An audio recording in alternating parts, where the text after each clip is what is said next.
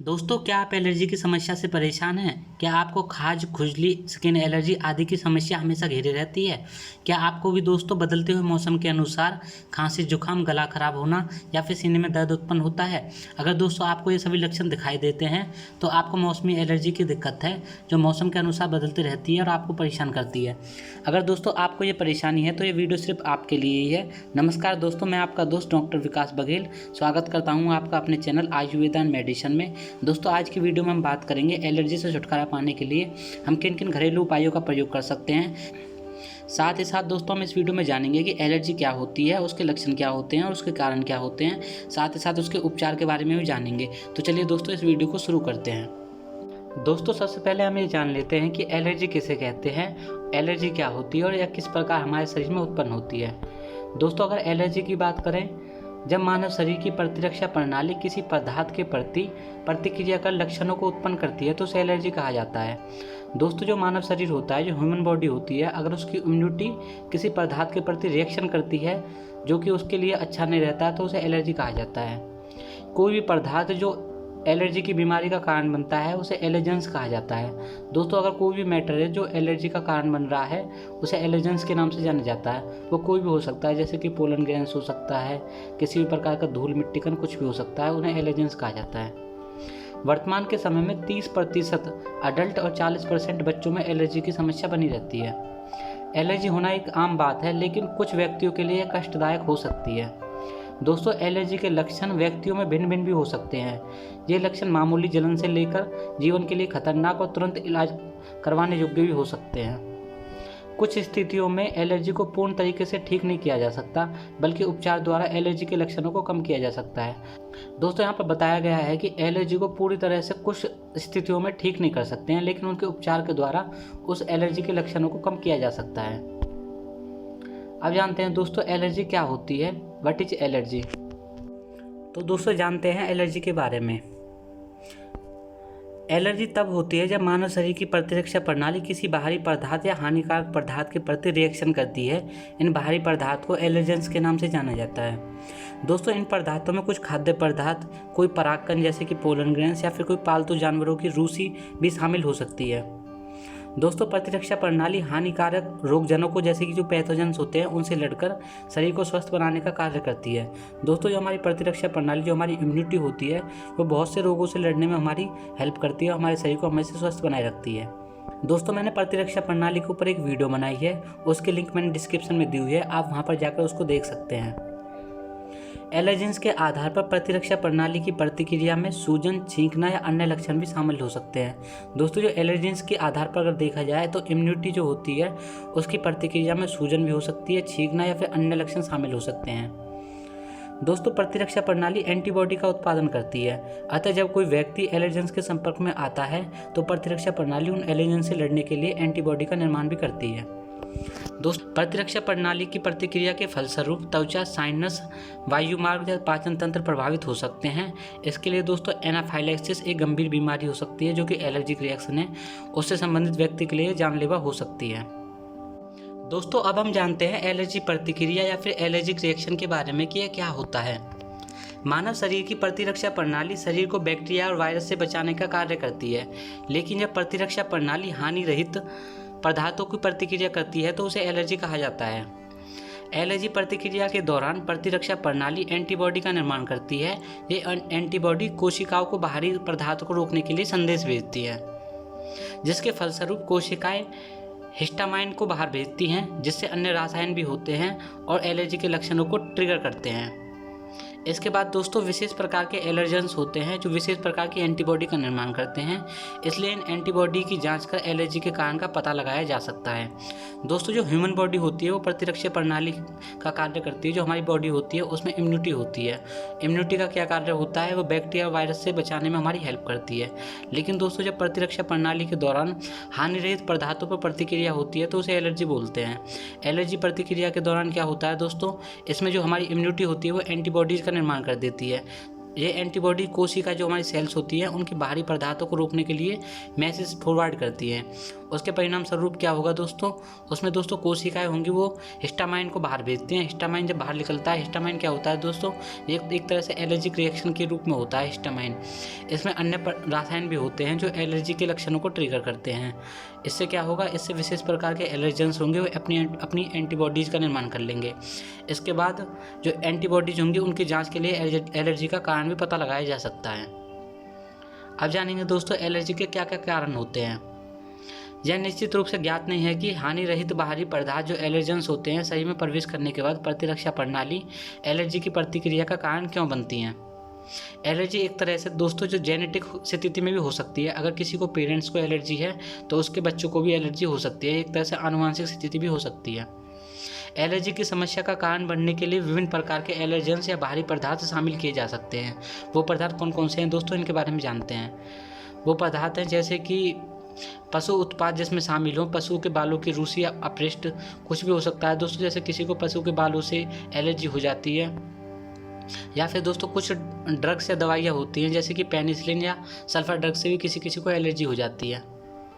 ऐसे दोस्तों कुछ खाद्य पदार्थ हैं जैसे गेहूं, नट्स, दूध, सीप और अंडे, इनसे भी दोस्तों किसी किसी को एलर्जी होती है। कि जो ग्रेन्स होते हैं, मिल्क होता है, किसी को सीप या किसी को अंडे से एलर्जी होती है, वो उनको छूना भी नहीं चाहते।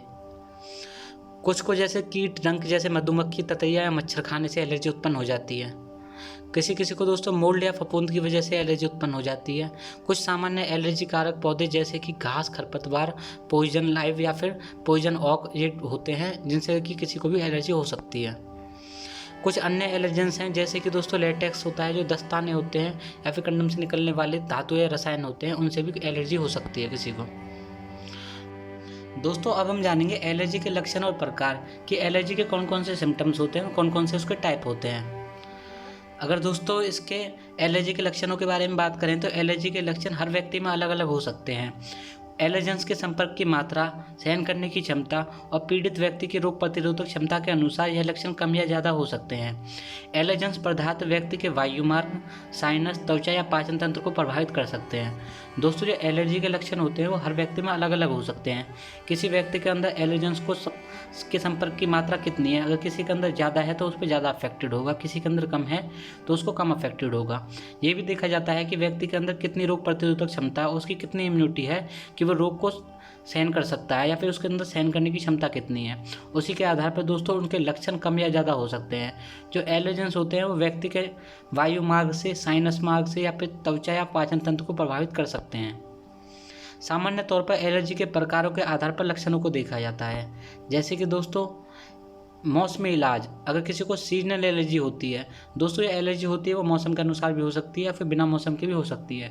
इसमें दोस्तों सबसे पहले है जिसको सीजनल मौसम के अनुसार जो एलर्जी होती है उसके लिए क्या है। मौसमी एलर्जी को एलर्जिक राइनाइटिस के नाम से जाना जाता है। इस एलर्जी के तहत संबंधित व्यक्ति को किसी विशेष मौसम के अनुसार एलर्जी संबंधित निम्न प्रकार के लक्षण देखने को मिल सकते हैं। वो लक्षण जानते हैं दोस्तों, किसी को मौसम के अनुसार जो एलर्जी होती है उसको जानते हैं वो किस प्रकार के लक्षण हो सकते हैं। इसमें दोस्तों किसी को फीवर आ सकता है, सर्दी, नाक बंद, बहती नाक, छींक आना, नाक या आंखों में खुजली होना और सूजी हुई आंखें, ये सभी प्रकार के लक्षण देखने को मिल सकते हैं।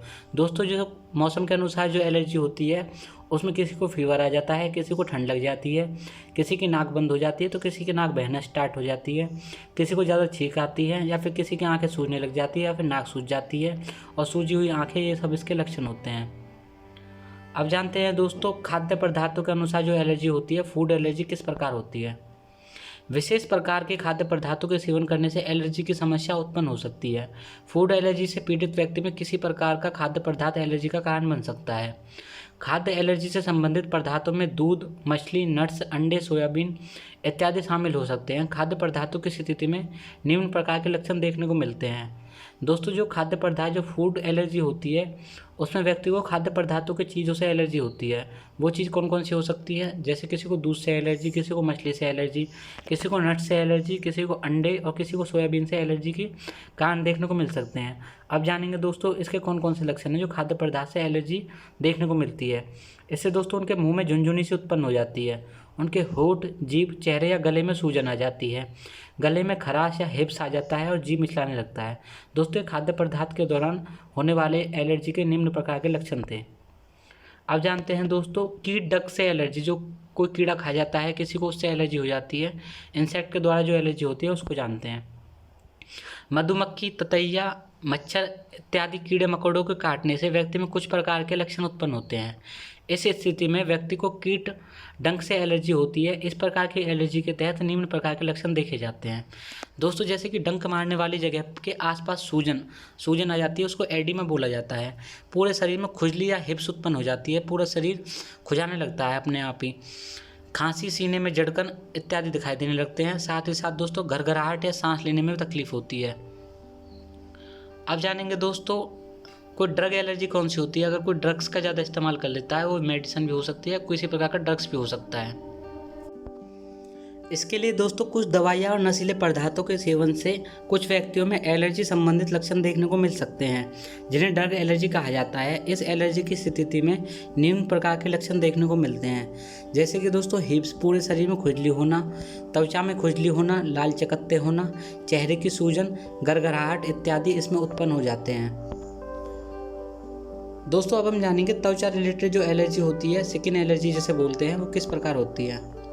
किसी विशेष पदार्थ का त्वचा के साथ संपर्क आने पर प्रभावित स्किन का लाल हो जाना, खुजलीदार या सूजन युक्त हो जाना स्किन एलर्जी कहलाता है। सूर्य का प्रकाश, कुछ रसायन, निकिल प्रकार की धातुएं, लेटेक्स इत्यादि त्वचा एलर्जी के कारण बन सकते हैं। स्किन एलर्जी की स्थिति में निम्न प्रकार के लक्षण देखने को मिलते हैं, जैसे कि दोस्तों, खुजली होना, त्वचा पर लाल उत्पन्न हो जाना, सूजन आना और परतदार त्वचा होना इत्यादि। दोस्तों, जो स्किन एलर्जी होती है वो किसी प्रकार का जो विशेष प्रकार का पदार्थ होता है, अगर वो स्किन के साथ संपर्क में आता है तो उससे स्किन लाल पड़ जाती है, खुजलीदार, और वहाँ पर सूजन युक्त उत्पन्न हो जाता है, अपने आप ही सूजन आ जाती है। ये किस प्रकार हो सकता है दोस्तों, किसी को सूर्य की रोशनी से एलर्जी होती है, कुछ रसायन होते हैं, निकिल धातु होती है जो, और लेटेक्स होती है, इस प्रकार की जो त्वचा के साथ संपर्क में आता है तो उससे एलर्जी बन जाती है अपने आप ही। उससे दोस्तों, पूरा शरीर में खुजली उत्पन्न होगी, त्वचा लाल हो जाएगी, सूजन होगी और परतदार त्वचा उत्पन्न होगी। अब जानते हैं दोस्तों, एनाफाइलैक्सिस के बारे में। ये क्या होता है। खाद्य पदार्थ, कीटों के डंक और अन्य प्रकार की एलर्जी की तीव्र प्रतिक्रिया के फलस्वरूप एनाफाइलैक्सिस की स्थिति उत्पन्न होती है। यह जीवन के लिए धमकी और आपातकालीन चिकित्सा की स्थिति का कारण बन सकती है। दोस्तों, एनाफाइलैक्सिस के कारण निम्नलिखित हो सकते हैं। दोस्तों, अगर किसी को खुजली के दौरान बेहोशी आ जाती है, ब्लड प्रेशर में गिरावट, जैसे कि रक्तचाप, जो निम्न रक्तचाप होता है वो हो जाता है, सांस लेने में तकलीफ होती है, त्वचा पर लाल चकत्ते उत्पन्न हो जाते हैं, चक्कर आते हैं, मतली तथा उल्टी की समस्या हो जाती है, तो सब ये एनाफाइलैक्सिस के कारण होते हैं। इस कंडीशन में दोस्तों, इमरजेंसी चिकित्सा की ज़रूरत पड़ती है और दोस्तों, ये जीवन के लिए एक तरह से वार्निंग होती है, इसलिए दोस्तों इसका जल्दी से जल्दी इलाज करवा लेना चाहिए। दोस्तों, अब हम जानते हैं एलर्जी की जांच किस प्रकार करनी चाहिए और इसकी जांच हम किस प्रकार कर सकते हैं। दोस्तों, एलर्जी की जांच करने के लिए डॉक्टर अनेक तरीकों से एलर्जी की बीमारी का निदान कर सकता है। सबसे पहले दोस्तों, डॉक्टर संबंधित व्यक्ति से लक्षणों के बारे में जानकारी लेगा और एक शारीरिक परीक्षण करेगा। इसके अलावा डॉक्टर मरीजों के द्वारा खाए हुए खाद्य पदार्थ और किसी पदार्थ के संपर्क में आने की जानकारी भी ले सकता है। एलर्जी की स्थिति के सटीक कारणों का निदान करने के लिए डॉक्टर एक रक्त परीक्षण और त्वचा परीक्षण की भी हेल्प ले सकता है। दोस्तों, जो एलर्जी की स्थिति को सटीक रूप से जानने के लिए जो डॉक्टर होगा वो ब्लड की टेस्टिंग और स्किन की टेस्टिंग कर सकता है। रक्त परीक्षण। दोस्तों, हम जानते हैं एलर्जी के लिए जो ब्लड टेस्ट करवाया जाता है उसके लिए क्या होता है। एलर्जी की प्रतिक्रिया के कारण की जांच करने के लिए डॉक्टर रक्त परीक्षण का आदेश दे सकता है। रक्त परीक्षण की मदद से एलर्जी पैदा करने वाले एंटीबॉडी, जो कि इम्यूनोग्लोबिन ई की उपस्थिति का कारण पता लगाया सकता है। दोस्तों, जो इम्यूनोग्लोबिन ई होता है उसकी वजह से एलर्जी पैदा होने वाले एंटीबॉडीज़ का पता लगाया जा सकता है। साथ ही साथ दोस्तों, एलर्जी की प्रतिक्रिया के लिए जो ब्लड टेस्ट करवाया जाता है वो अच्छा फ़ायदेमंद साबित होता है। अब जानेंगे दोस्तों, स्किन टेस्ट कैसे करवाया जाता है। एलर्जी के दौरान स्किन टेस्ट की क्या कंडीशन होती है। एक एलर्जी विशेषज्ञ जो डॉक्टर होता है त्वचा परीक्षण स्किन टेस्ट की मदद से एलर्जी के प्रकार की जांच कर सकता है। इस परीक्षण के दौरान त्वचा पर संभावित एलर्जी वाली छोटी सुइयों को चुभाया जाता है। दोस्तों, जहाँ पर एलर्जी होता है वहाँ पर छोटी छोटी सुइयों को चुभाया जाता है और त्वचा पर इसकी प्रतिक्रिया का निरीक्षण करता है। यदि व्यक्ति को किसी विशेष पदार्थ से एलर्जी होती है तो त्वचा परीक्षण वाले स्थान पर सूजन और लालिमा उत्पन्न हो जाती है। दोस्तों, अगर किसी को हाथ पे खुजली होती है तो वहाँ पर छोटी छोटी सुइयों को चुभाया जाता है। अगर वहाँ पर थोड़ी सी भी अगर एलर्जी के दौरान जो कोई भी पदार्थ होता है जो उसकी प्रतिक्रिया करता है, अगर वहाँ पर उसे एलर्जी होती है तो वहाँ पर तभी की तभी सूजन और लालिमा उत्पन्न हो जाती है। इस प्रकार दोस्तों स्किन टेस्ट किया जाता है। अब जानते हैं दोस्तों एलर्जी का इलाज किस प्रकार किया जाता है। एलर्जी का ट्रीटमेंट जानते हैं हम किस प्रकार कर सकते हैं एलर्जी का। दोस्तों, डॉक्टर एलर्जी की स्थिति का इलाज करने के लिए विभिन्न प्रकार का अपना सकता है। इसके लिए कुछ वह सुझाव भी दे सकता है। उपचार प्रतिक्रिया के दौरान बहुत सारे तरीके होते हैं जिनको वो शामिल कर सकता है। उनमें जैसे कि एलर्जिक दवाई। दोस्तों, यहाँ पर वो दवाइयों का इस्तेमाल करके भी एलर्जी को ठीक कर सकता है। किसी भी व्यक्ति में एलर्जी की स्थिति का इलाज करने के लिए उसे एंटीहिस्टामाइन जैसी दवाइयों का प्रयोग किया जाता है। दोस्तों, मैंने पहले भी बताया था जो हिस्टामाइन होते हैं वो एलर्जी को उत्पन्न करने वाले कारक होते हैं। इसके लिए दोस्तों एंटीहिस्टामाइन जैसी दवाइयों का इस्तेमाल किया जाता है जो लक्षणों को दूर करने में मदद करता है। साथ ही साथ दोस्तों इलाज के दौरान डॉक्टर बहुत सारी दवाइयों को सिफारिश भी कर सकता है। वो दवाइयाँ दोस्तों कौन कौन सी हैं वे दोस्तों दवाइयों के बारे में हम जानते हैं। इसके लिए दोस्तों सबसे पहले जो एंटीहिस्टामाइन दवाई है उसका नाम है डिफेनहाइड्रामाइन। इसको बेनाडिल के नाम से जाना जाता है। इसके इस्तेमाल करने से एलर्जी को बहुत जल्दी समाप्त किया जा सकता है। दोस्तों, कुछ कॉर्टिकोस्टेरॉइड्स होते हैं उनके इस्तेमाल से भी एलर्जी को बहुत ही जल्द ठीक किया जा सकता है। कुछ इस्तेमालों में जो एलर्जी होती है उसमें जो डॉक्टर सिफारिश देता है उसके लिए सेट्राजिन का इस्तेमाल किया जाता है, जिसे जिटेक भी बोलते हैं। सेट्राजिन के इस्तेमाल से भी एलर्जी को दूर किया जा सकता है। साथ ही साथ दोस्तों लोराटिडिन के नाम से और क्लैरिटिडिन होती है उसका इस्तेमाल करके भी एलर्जी को दूर किया जा सकता है। एलर्जी को दूर करने के लिए क्रोमोलिन सोडियम या फिर गैस्ट्रोक्रोम का इस्तेमाल करके भी उसको दूर किया जा सकता है। अगर दोस्तों किसी को डिकंसंट्रेट है उसके लिए एफ्रिन, सुफेड्रिन पीई और सूडाफेड दिया जाता है जिससे उसकी एलर्जी जल्दी ख़त्म हो जाती है। और अगर किसी को लुकेट्रिन मॉडिफायर है उसके लिए सिंगुलर और जिफ्लो का इस्तेमाल करके इन दवाइयों का इस्तेमाल करके एलर्जी को दूर किया जा सकता है। दोस्तों, आपको ये दवाइयाँ अपने आप से इस्तेमाल नहीं करनी है। जब तक डॉक्टर का परामर्श ना ले लो तब तक इन दवाइयों का इस्तेमाल करना आपके लिए हानिकारक हो सकता है। इसलिए दोस्तों खुद अपनी मर्जी से इन दवाइयों का इस्तेमाल ना करें। जब कभी भी इन दवाइयों को इस्तेमाल करना हो तो डॉक्टर की परामर्श लेकर ही हमेशा इन दवाइयों को इस्तेमाल कर सकते हैं। अब जानते हैं दोस्तों हम इम्यूनोथेरेपी के बारे में। इम्यूनोथेरेपी क्या होता है? गंभीर एलर्जी या एलर्जी के अन्य उपचार से राहत नहीं मिलने की स्थिति में डॉक्टर एलर्जन जो इम्यूनोथेरेपी की सिफारिश कर सकता है। दोस्तों, अगर गंभीर जो एलर्जी होती है अगर उससे दवाइयों के इस्तेमाल से भी अगर ठीक नहीं होता है तो उसके लिए एलर्जन इम्यूनोथेरेपी की सिफारिश की जाती है। इस उपचार से शुद्ध एलर्जेनिक अर्क जो प्योरीफाइड एलर्जेंस एक्सट्रैक्ट के इंजेक्शन को कुछ वर्षों के अंतर से मरीज को लगाने के लिए सिफारिश दी जाती है। दोस्तों, इसके लिए कुछ प्योरीफाइड एलर्जेंस एक्सट्रैक्ट के इंजेक्शन लगाए जाते हैं जो कि कुछ वर्ष बाद मतलब कुछ समय लेकर मरीज को लगाया जाता है। सफल इम्यूनोथेरेपी से एलर्जी हमेशा के लिए दूर हो जाती है। कुछ इम्यूनोथेरेपी का अंतर्गत एक टैबलेट को जीभ के नीचे रखने की भी सलाह दी जाती है। दोस्तों, अब हम जानते हैं इमरजेंसी एपिनेफ्रिन होती है उसका इस्तेमाल किस प्रकार किया जाता है। दोस्तों, जो एपिनेफ्रिन और नॉरएपिनेफ्रिन होते हैं वो इमरजेंसी हार्मोन होते हैं। इनका इस्तेमाल जानते हैं एलर्जी की कंडीशन में किस प्रकार किया जाता है। यदि किसी व्यक्ति को गंभीर या तीव्र एलर्जी है जैसे कि एनाफाइलेसिस की समस्या है तो उसे एक एपिनेफ्रिन शॉट दिया जा सकता है। यह शॉट चिकित्सा सहायता मिलने पर एक एलर्जी की प्रतिक्रिया को रोक सकता है। साथ ही साथ दोस्तों एपिनेफ्रिन शॉट से सामान्य ब्रांडों में जैसे कि एपिफेन और ट्विन जेट भी शामिल किया जाता है। दोस्तों, एक ट्विन जेट होता है ट्विन जेट और एक एपिपेन, ये एपिनेफ्रिन शॉट होते हैं। इनका इस्तेमाल करके एलर्जी को दूर किया जा सकता है। दोस्तों, ये सभी आपको चिकित्सा के परामर्श से ही हमेशा करना है, खुद अपनी परमिशन से कुछ नहीं करना है ऐसा। अब जानते हैं दोस्तों एलर्जी से बचाव के तरीके कौन कौन से थे। हम कौन कौन से ऐसे तरीके हैं उनसे जिनसे हम एलर्जी को अपने आप को एलर्जी से बचा सकते हैं। एलर्जी की बीमारी से बचने का सबसे अच्छा तरीका है कि व्यक्ति को एलर्जी की प्रतिक्रिया होने वाले पदार्थों से दूर रहना चाहिए। कुछ उपाय अपनाकर व्यक्ति एलर्जी से बच सकता है, जिसमें बहुत सी चीज़ें शामिल हैं। दोस्तों बहुत सारे उपाय हैं जिनको अपनाकर व्यक्ति एलर्जी से बच सकता है। दोस्तों सबसे पहले एलर्जी में ये ध्यान रखना चाहिए, अगर किसी व्यक्ति को एलर्जी है तो उस व्यक्ति से दूर रहना चाहिए, ना तो उसके कपड़ों को, ना उसके साथ खाना, कुछ भी उसकी चीज़ शेयर नहीं करनी चाहिए, जिससे कि अगर दोस्तों आप उसके साथ शेयर करते हैं तो एलर्जी आपको भी हो सकती है। इसलिए दोस्तों एलर्जी की बीमारी से बचने का सबसे अच्छा तरीका है कि व्यक्ति को एलर्जी की प्रतिक्रिया पदार्थों से दूर रखा जाए। यदि किसी व्यक्ति को बालों या रूसी से एलर्जी है तो उसे पालतू पशु और जानवरों के पास नहीं जाना चाहिए। घर को साफ सुथरा रखना चाहिए तथा साथ साथ कीटाणुनाशक रहित दवाइयों का इस्तेमाल करना चाहिए। पालतू पशुओं को लिविंग रूम में रखना चाहिए। दोस्तों अगर किसी को कीटाणुओं से एलर्जी है तो उसे कीटाणुनाशक दवाइयों का इस्तेमाल करके कीटाणु को ख़त्म कर देना चाहिए, और पालतू पशु हों तो उनको लिविंग रूम से दूर रखना चाहिए, जिससे कि दोस्तों आपको एलर्जी का खतरा कम बना रहे। अब जानते हैं दोस्तों, जानवरों और पालतू पशुओं को नियमित रूप से नहलाना चाहिए और उनके बालों को अधिक बड़ा नहीं होने देना चाहिए। दोस्तों जो जानवर और पालतू जानवर हों उनको नियमित रूप से नहलाएं और उनके बालों को बड़ा ना होने दें। घरों में ऊन का कारपेट इस्तेमाल ना करें और टेडी बियर या अन्य किसी भी सॉफ्ट टॉय को साफ रखना चाहिए।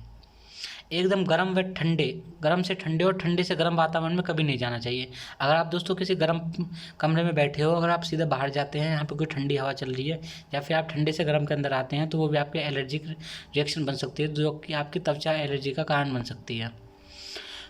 ऊन से जो ब्लैंकेट के बजाय बाजार से मौजूद जो कि एक्रिलिक रजाई होती है और सिंथेटिक तकियों का इस्तेमाल कर सकते हैं आप। दोस्तों बाइक चलाते समय मुंह और नाक पर रुमाल बांधना चाहिए। तेज धूप और धूल भरे वातावरण में आंखों पर अच्छी क्वालिटी का चश्मा लगाना चाहिए, जिससे दोस्तों एलर्जी से बचा जा सकता है। जिससे कि दोस्तों जो धूलकण होते हैं उससे आपकी आंखें बच जाएंगी और एलर्जी से आप छुटकारा पा लेंगे। घर में उचित रोशनदान की व्यवस्था करनी चाहिए। मच्छर, मक्खी और अन्य कीटों को घर के अंदर आने से रोकने के लिए खिड़की दरवाजों पर उचित प्रकार की जाली लगवानी चाहिए। इन प्रकार का दोस्तों उपाय करने से आप कुछ हद तक या फिर बहुत कुछ हद तक एलर्जी से दूर रह सकते हैं। दोस्तों और कुछ भी जानते हैं एलर्जी के बारे में। दोस्तों जो करवट में सूखे और साफ कपड़े होते हैं उनको ही रखना चाहिए, क्योंकि दोस्तों मैले और नमी युक्त कपड़ों में फफूंद जमने की समस्या रहती है। उससे दोस्तों संभावना बन जाती है, तो उसकी वजह से भी आपको एलर्जी हो सकती है। जिन पौधों के पराग कणों से एलर्जी उत्पन्न होती है, जो दोस्तों पोलन ग्रैंड्स होते हैं, उनसे भी एलर्जी होती है, तो इन पौधों से हमेशा दूर रहना चाहिए। एलर्जी की स्थिति में एलर्जी टेस्ट हमेशा करवाना चाहिए, इससे एलर्जी कारकों की पहचान की जा सकती है। खाद्य पदार्थों से एलर्जी उत्पन्न होने की स्थिति में खान पान का विशेष ध्यान रखना चाहिए। दोस्तों अगर किसी को खाद्य पदार्थ से रिलेटेड एलर्जी है तो उसे खान पान पर विशेष प्रकार का ध्यान देना चाहिए। दोस्तों हम बहुत देर से जिसका इंतजार कर रहे थे, आज हम उसके बारे में जानेंगे। एलर्जी के कुछ घरेलू उपचार, कौन कौन से ऐसे घरेलू उपाय हैं जिनका इस्तेमाल करके हम एलर्जी से बच सकते हैं, और कौन कौन से घरेलू उपचारों के बारे में हम जान सकते हैं। आइए चलिए दोस्तों जानते हैं। कोई भी व्यक्ति एलर्जी की समस्या को दूर करने के लिए कुछ प्रभावी घरेलू उपचारों को अपना सकता है, जो कि कुछ इस प्रकार हैं। दोस्तों हम एलर्जी के कुछ घरेलू उपायों के बारे में जानने जा रहे हैं। इससे पहले दोस्तों आपसे एक रिक्वेस्ट है, इस वीडियो को लाइक कर दें, और दोस्तों अगर आप चैनल पर नए हैं तो इस चैनल को सब्सक्राइब कर दें। चलिए दोस्तों अब हम जानते हैं एलर्जी के कुछ घरेलू उपायों के बारे में। दोस्तों सबसे पहले है एलर्जी का घरेलू उपाय, ज़्यादा से ज़्यादा पानी पीना। अगर दोस्तों आपको एलर्जी है तो आपको ज़्यादा से ज़्यादा पानी का सेवन करना चाहिए। दोस्तों पानी पीने से क्या होता है, पानी पीने से शरीर में जो विषाक्त पदार्थों को बाहर निकालने के लिए शरीर हेल्प करता है। साथ ही साथ दोस्तों स्किन एलर्जी या खाद्य पदार्थों से बचने के लिए पर्याप्त मात्रा में पानी का सेवन करना फ़ायदेमंद होता है। दोस्तों जो ये घरेलू उपाय होते हैं इनका इस्तेमाल बिना दवाइयों के किया जा सकता है। ये कुछ ऐसे खाद्य पदार्थ या घर के अंदर ऐसी चीज़ें होती हैं जो कि बिना दवाई के, बिना पैसे लगाए हुए आप अपनी एलर्जी को और अपनी बीमारी को दूर कर सकते हैं। दोस्तों जो पानी होता है वो हमारे शरीर से विषाक्त पदार्थों को बाहर निकाल देता है, जिसकी वजह से दोस्तों जो स्किन एलर्जी या खाद्य पदार्थों से बचने के लिए पर्याप्त मात्रा में पानी का सेवन फायदेमंद रहता है। आज जानते हैं दोस्तों दूसरा तरीका एलर्जी का घरेलू इलाज, सुबह की धूप लेना। दोस्तों अगर आप सुबह की धूप लेते हैं तो आपके लिए एलर्जी को दूर करने के लिए बहुत ही ज़्यादा फायदेमंद हो सकती है। जानते हैं दोस्तों इसके बारे में भी ये क्या होता है। सुबह की धूप त्वचा के लिए अनेक प्रकार के फायदेमंद होती है। दोस्तों जो सुबह की धूप होती है उसके अंदर विटामिन डी होता है, जो कि आपके शरीर के लिए बहुत ही ज़्यादा फायदेमंद रहती है। सुबह की धूप स्किन एलर्जी की फंगस जैसी समस्या को दूर करने के लिए प्राकृतिक उपचार का कारण बनती है। साथ ही साथ दोस्तों अन्य प्रकार के व्यक्ति जो सुबह सुबह 20 मिनट तक धूप सेकने का नियम हमेशा लोगों को बना लेना चाहिए। दोस्तों जो अगर आप 20 मिनट तक धूप सेकने का नियम बनाएंगे तो आपको भी कभी स्किन एलर्जी या फंगस जैसी समस्या का सामना कभी नहीं करना पड़ेगा। दोस्तों अब जानते हैं स्किन एलर्जी का घरेलू उपाय है दोस्तों कॉड लिवर ऑयल या विटामिन ई। अगर आप विटामिन ई या कॉड लिवर ऑयल का इस्तेमाल करते हैं तो आप स्किन एलर्जी की घरेलू उपाय का उपचार करके आप अपनी स्किन एलर्जी को दूर कर सकते हैं। एलर्जी के घरेलू नुस्खों में दोस्तों तुलसी के पत्तों का पैक भी इस्तेमाल किया जाता है। जो तुलसी होता है उसका अगर आप शरीर पर लगाते हैं जहाँ पे भी आपको एलर्जी है तो वहाँ पे एलर्जी में बहुत ज़्यादा फ़ायदेमंद होता है। साथ ही साथ दोस्तों जो तुलसी के पत्ते होते हैं वो आपकी चेहरे के निखार के लिए बहुत ही ज़्यादा फ़ायदेमंद होते हैं। आइए चलो दोस्तों इसके बारे में जानते हैं। तुलसी के पत्तों को पीस लें और इसमें 1 चम्मच जैतून के तेल, लहसुन की 2 कलियां और 1 चुटकी नमक मिलाकर 1 चुटकी काली मिर्च मिलाकर एक पेस्ट बना लेना है। इस पेस्ट को एलर्जी से प्रभावित त्वचा पर लगाने से लक्षण दूर हो जाते हैं। दोस्तों अगर किसी को चेहरे पर एलर्जी हो जाती है तो उसे क्या करना है, उसे तुलसी के कुछ पत्ते लेने हैं, उनको पहले साफ कर लेना है पानी से और ठंडे कर लेना है। ठंडे करने के बाद दोस्तों उनको पीस लेना है। जब अच्छी प्रकार से वो पीस जाए तो उसमें 1 चम्मच जैतून का तेल मिलाना है, लहसुन की 2 की कलियाँ मिलानी है और 1 चम्मच या 1 चुटकी उसमें नमक मिलाना है और 1 चुटकी उसमें काली मिर्च मिलाकर उसका अच्छा सी पेस्ट बना लेना है। जब वो पेस्ट अच्छी प्रकार से बन जाए तो उसे उसी प्रभावित एरिया पर लगाना है जहाँ पर आपको एलर्जी है। इससे दोस्तों आपके चेहरे पर भी निखार होगा और चेहरे की जो एलर्जी होगी वो पूर्ण रूप से खत्म हो जाएगी। अब दोस्तों जानते हैं नीम द्वारा स्किन एलर्जी का इस्तेमाल किस तरह घरेलू उपाय में फ़ायदेमंद रहता है। जो नीम होता है वो हमारी किस प्रकार हेल्प करता है। दोस्तों मैंने नीम के ऊपर एक बहुत ही शानदार वीडियो बनाई है। अगर आप उस वीडियो को देखना चाहते हैं तो मैंने उसकी लिंक डिस्क्रिप्शन में दे दूंगा। आप दोस्तों उस वीडियो को अच्छे से देख लें, वो आपके लिए बहुत ज़्यादा फ़ायदेमंद रह सकती है। दोस्तों नीम के बारे में मैंने 131 फ़ायदों के बारे में बताया है। आप अगर उस वीडियो को देखेंगे तो आपके लिए बहुत हद तक फ़ायदेमंद रह सकती है। चलिए दोस्तों जानते हैं नीम क्या कार्य करता है। नीम जो होता है दोस्तों एंटी बैक्टीरियल गुणों के कारण नीम का प्रयोग स्किन की तरह हर तरह की समस्या को दूर करने के लिए किया जाता है। एलर्जी को दूर करने के लिए नीम की पत्तियों को 6 से 8 घंटे तक पानी में भिगो कर रखना है। फिर इनको पीसकर प्रभावित त्वचा पर 30 मिनट तक लगाना है। इसके अलावा दोस्तों नीम की पत्तियों को पानी में उबालकर नीम युक्त पानी से नहाने से स्किन एलर्जी दूर हो सकती है। दोस्तों जो नीम होता है वो एंटीबैक्टीरियल गुणों के कारण नीम का उपयोग स्किन की हर प्रकार की समस्या को दूर करने के लिए किया जाता है। त्वचा की रिलेटेड जितनी प्रकार की डिजीज होती है उनको नीम अकेला ही खत्म कर देता है। एलर्जी को दूर करने के लिए नीम की पत्तियों को 6 से 8 घंटे तक पानी में भिगो कर रखें। जब वो पूरी तरह से ठंडी हो जाए तो उनको पीसकर प्रभावित हिस्से पर 30 मिनट तक लगा कर रखें। ऐसा करने से इसके अलावा दोस्तों नीम की पत्तियों को पानी में उबालकर और नीम युक्त पानी से नहाने और उसको पीने से भी एलर्जी दूर हो सकती है। दोस्तों नहाने से उसके स्किन एलर्जी दूर हो जाएगी। दोस्तों हम जानते हैं एलर्जी को दूर करने के लिए हल्दी किस प्रकार हमारी फायदेमंद रहती है। दोस्तों जो हल्दी होती है, हल्दी से बने हुए आयुर्वेदिक दवा जो हरिद्राखंड होता है त्वचा के रोगों में बहुत प्रकार से फायदेमंद रहता है। अतः दोस्तों व्यक्ति एलर्जी की स्थिति में आयुर्वेद चिकित्सक की सलाह लेकर दवा का सेवन कर सकता है। दोस्तों जो हल्दी होती है वो हमारे लिए बहुत ही ज़्यादा फायदेमंद रहती है। इसके अंदर एंटीबैक्टीरियल और एंटीबायोटिक गुण पाए जाते हैं दोस्तों, जो कि हमारे जो पेन होता है उसको दूर करने में हमारी हेल्प करते हैं। और जो दोस्तों हल्दी होता है वो आयुर्वेद दवा हरिद्राखंड त्वचा के रोगों में बहुत ज़्यादा फायदेमंद रहती है। अतः दोस्तों एलर्जी की स्थिति में आयुर्वेद चिकित्सक की सलाह लेकर इस दवा का प्रयोग कर सकते हैं। दोस्तों अब जानेंगे एलर्जी को दूर करने के लिए पपीते या पपीते के बीज किस प्रकार प्रयोग किए जाते हैं। दोस्तों अगर पपीते के बारे में बात की जाए तो पपीते में मौजूद जो एंजाइम होता है जो दोस्तों स्किन एलर्जी को दूर करने के लिए मददगार होता है। अतः दोस्तों एलर्जी होने पर पपीते के गूदों का पेस्ट बना लें। साथ ही साथ उसे प्रभावित त्वचा पर लगाना चाहिए जहाँ पर एलर्जी है। इस पेस्ट को 15 मिनट तक लगा रहने दें, फिर उसके बाद धोकर साफ कर लें। इस प्रकार दोस्तों इस्तेमाल करने से आपकी एलर्जी पूर्ण रूप से समाप्त हो जाएगी। दोस्तों अब जानते हैं एलर्जी के अन्य घरेलू उपाय कौन कौन से हैं। नाक की एलर्जी अगर किसी को है तो दोस्तों नाक की एलर्जी के लिए उसे क्या करना चाहिए, दोस्तों इस वीडियो में आपको बताऊंगा। नाक की एलर्जी से पीड़ित व्यक्ति को एलर्जी से छुटकारा पाने के लिए निम्न प्रकार के घरेलू उपाय अपना सकता है। जैसे कि दोस्तों व्यक्ति को सुबह भूखे पेट जो दोस्तों भूखे पेट 1 चम्मच गिलोय और 2 चम्मच आंवले के रसों को 1 चम्मच शहद में मिलाकर कुछ दिनों तक सेवन करना चाहिए। इससे नाक की एलर्जी में आराम मिलता है। दोस्तों जो गिलोय होता है, गिलोय एक बहुत ही अच्छा पौधा होता है जिसका प्रयोग बहुत सारी बीमारी को दूर करने के लिए किया जाता है। मैंने दोस्तों गिलोय के ऊपर एक वीडियो बनाई है, उसकी भी लिंक आपको डिस्क्रिप्शन में मिल जाएगी। दोस्तों इन वीडियो को देखने से आपको बहुत ज़्यादा फ़ायदा होगा। दोस्तों जो गिलोय होता है 1 चम्मच उसकी मात्रा लेनी है। साथ ही साथ उसमें 2 चम्मच आंवलों का रस लेना है और 1 चम्मच उसमें शहद मिलाकर उसे कुछ दिन तक अगर आप सेवन करेंगे तो आपको नाक की एलर्जी या किसी प्रकार की एलर्जी की फ़ायदा हो जाएगा। दोस्तों आयुर्वेद की दवा जो सीतोपलादी चूर्ण है, दोस्तों सीतोपलादी चूर्ण के बारे में आपने अवश्य सुना होगा। जो आयुर्वेद की दवा होती है दोस्तों, सीतोपलादी चूर्ण एवं गिलोय पाउडर को 1-1 ग्राम में लेकर इसे शहद के साथ मिलाकर सुबह शाम खाली पेट खाने से कुछ ही दिनों में नाक एवं श्वसन संबंधी एलर्जी से छुटकारा मिल सकता है। दोस्तों अगर आपको अस्थमा जैसी डिजीज है या फिर किसी प्रकार की नाक से रिलेटेड डिजीज है तो उसके लिए आयुर्वेद में बहुत सारी दवाइयों का इस्तेमाल बताया है। दोस्तों इसमें अगर आपको एलर्जी है तो आयुर्वेद की दवा सीतोपलादी चूर्ण को गिलोय की पाउडर को 1-1 ग्राम में लेना है और उसे शहद के साथ सुबह शाम खाली पेट इसका इस्तेमाल करना है। और दोस्तों इससे आपके नाक तथा श्वसन संबंधी एलर्जी में छुटकारा मिल जाएगा। इसके अलावा दोस्तों अगर आप बहुत ही ज़्यादा परेशान है एलर्जी से तो आप हर्बल चाय पीने से भी एलर्जी के लक्षणों को कम किया जा सकता है। दोस्तों जो हर्बल चाय होती है उसके अंदर बहुत सारे ऐसे गुण पाए जाते हैं जो बहुत सारी एलर्जी को दूर करती है। साथ ही साथ दोस्तों ये खांसी, जुकाम और साइनस जैसी बीमारी को ठीक करने के लिए हर्बल चाय का इस्तेमाल किया जाता है। दोस्तों ये हर्बल चाय होती है वो आपके मोटापे को भी ठीक करती है और आपको डायबिटीज़ जैसे रोगों से बचाने में भी हेल्प करती है। दोस्तों हर्बल चाय का उपयोग करने से आप एलर्जी के लक्षणों को बहुत ज़्यादा हद तक कम कर सकते हैं। इसलिए दोस्तों आपको हर्बल चाय का रोज़ाना सुबह 1 कप चाय रोज़ाना इसका सेवन करना चाहिए। दोस्तों आज की वीडियो में इतना ही। इस वीडियो को यहाँ तक देखने के लिए आप सबका धन्यवाद।